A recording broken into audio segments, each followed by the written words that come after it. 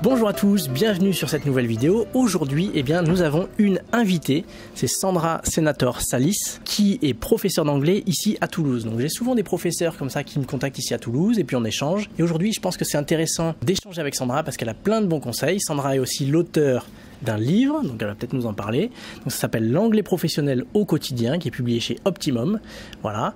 Et ce livre regorge de bons conseils justement sur la prononciation, sur la différence de prononciation entre l'anglais américain et l'anglais britannique. Et donc dans notre discussion tout à l'heure, Sandra m'expliquait quelles étaient les différences entre ces élèves qui progressaient vite et ceux qui ne progressaient pas vite. J'ai trouvé ça très intéressant. Ce sont des conseils de bon sens, mais ça fait toujours du bien de les réécouter parce que voilà, ça fait vraiment une différence. Donc bonjour Sandra, est-ce que tu peux commencer par te présenter et puis ensuite nous dire ça. Oui, bonjour Alban, bonjour à vous. Donc effectivement, je suis formatrice en anglais et en espagnol et en français langue étrangère ici dans la région de Toulouse depuis plus de 4 ans. Et donc je suis amenée à rencontrer tous les jours des salariés d'entreprises différentes. Donc ça peut être dans la logistique, dans l'informatique, l'aéronautique bien sûr, avec des stagiaires donc de différents niveaux. Et il y a toujours un dénominateur commun, c'est l'appréhension de parler anglais parce que on a l'impression que on est dans un milieu francophone, donc on n'a pas beaucoup l'occasion d'entendre de l'anglais. Et donc moi je pars du principe que même en France on peut baigner dans un bain anglophone par différents moyens. Alors il s'agit là aussi de motivation et de connaître les supports sur lesquels on peut écouter de l'anglais régulièrement. Donc moi j'ai vécu aux États-Unis 6 ans. Je peux pas dire que je parle anglais américain pour l'unique raison que j'ai vécu aux États-Unis, mais parce que je passais beaucoup de temps dans ma voiture pour accompagner mes enfants à droite à gauche par exemple. Et donc plutôt que de perdre mon temps dans ma voiture, je me suis dit tiens, je vais écouter de l'anglais et en l'occurrence une radio d'information qui s'appelle NPR News, National Public Radio, qui est un peu finalement le France Info américain, et où on ne va entendre que de l'information américaine bien sûr, mais internationale, donc dictée bien sûr par des Anglais américains. Et ça permet dans cette écoute passive, ça permet de s'habituer à cette musicalité de l'anglais. Et c'est à mon sens quelque chose d'hyper important. Tout comme quand on va écouter la radio et qu'on entend à plusieurs reprises une chanson, au bout de la 3e fois, cette chanson, on va peut-être fredonner la mélodie, on va fredonner quelques paroles, parce que là c'est l'inconscient qui a fait son travail. On a entendu sans forcément prêter son attention à plusieurs reprises cette chanson, et donc on va être à même de reproduire certains sons, de reproduire certaines paroles.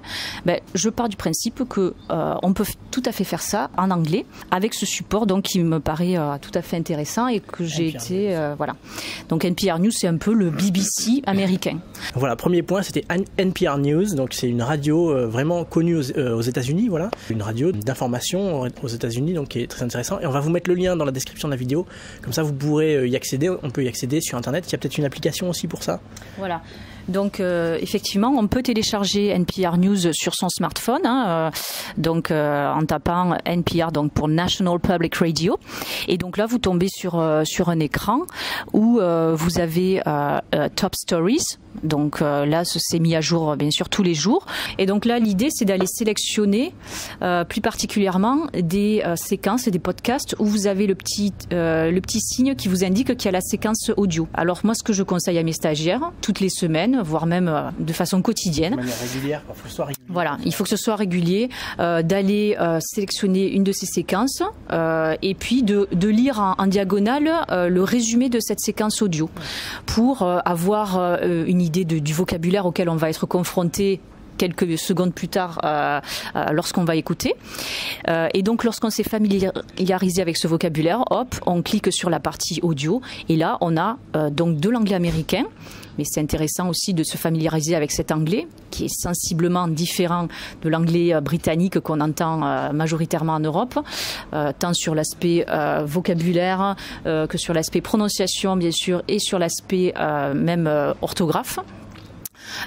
Et donc des stagiaires notamment qui sont amenés à travailler plutôt avec les États-Unis ou qui sont amenés à aller vivre ou voyager aux États-Unis, je leur dis écoutez plutôt du NPR News que de la BBC, puisque là vous serez confrontés à un autre anglais qui domine dans le monde. Dans le monde professionnel, c'est plus l'anglais américain qui domine quand même. Voilà, et puis dans le monde culturel aussi, et donc c'est important de considérer qu'il y a deux anglais qui sont présents dans le monde.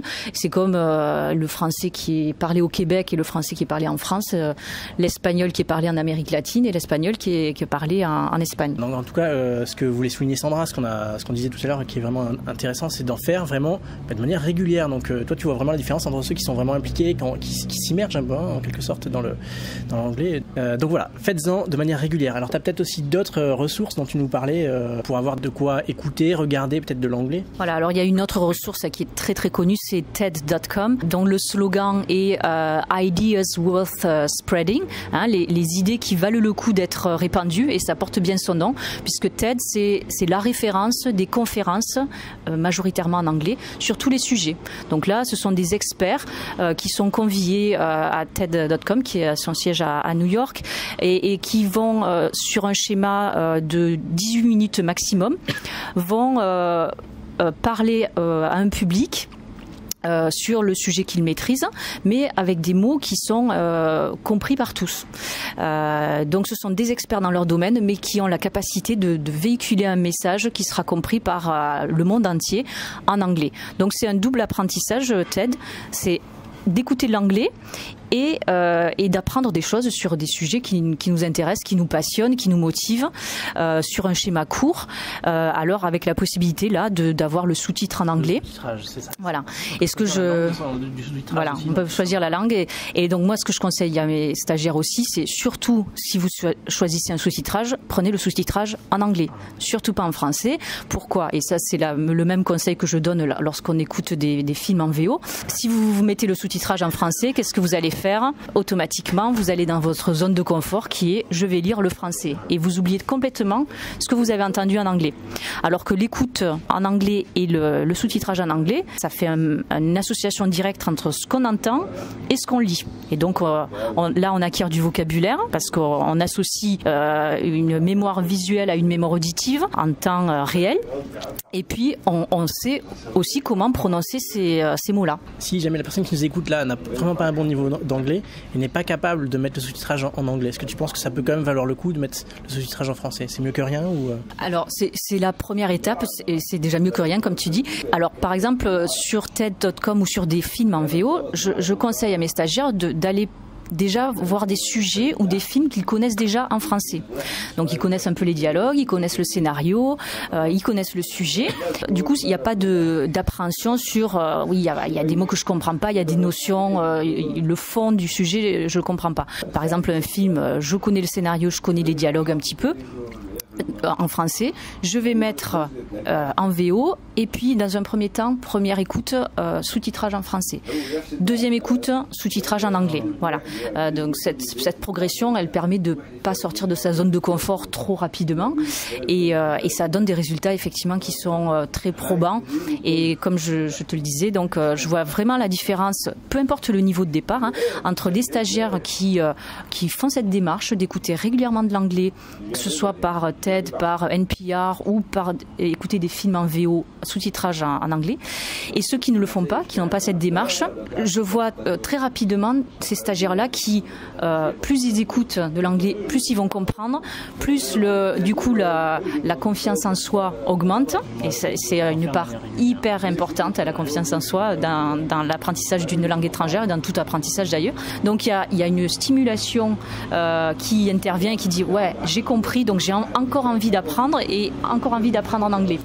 Et donc là, on est dans un cercle vertueux, et je vois la différence entre ces stagiaires-là qui rentrent dans ce cercle vertueux et ceux qui restent dans un cercle vicieux qui est simplement j'écoute pas l'anglais parce que j'ai peur de pas comprendre, et qui en fait ne progressent pas. Voilà, et qui ont de l'anglais avec moi en face à face pendant 1h30, 2 heures par semaine, mais après tout s'arrête jusqu'à la prochaine séance, et donc là ça se perd très très rapidement. Alors pour terminer, je vais ajouter quelque chose, 2 autres ressources pour voir de l'anglais dans votre vie quotidienne, donc en faire un petit peu chaque jour, hein. C'est pas non plus se mettre la pression, en faire trop, mais un petit peu, faire un peu d'immersion. Donc la première, c'est TV Catch-up, tvcatchup.com, je vous mets le lien sous la vidéo, ça vous permet de regarder la télé britannique en direct et gratuitement, donc c'est une super ressource, vraiment c'est super, donc utilisez-la. Et la deuxième, c'est netflix.com. Alors là par contre c'est payant, mais ça permet de regarder des séries, des films avec, vous choisissez la langue, donc bien sûr vous allez les écouter en version originale et comme il y a beaucoup de séries qui sont américaines, ça va être en anglais.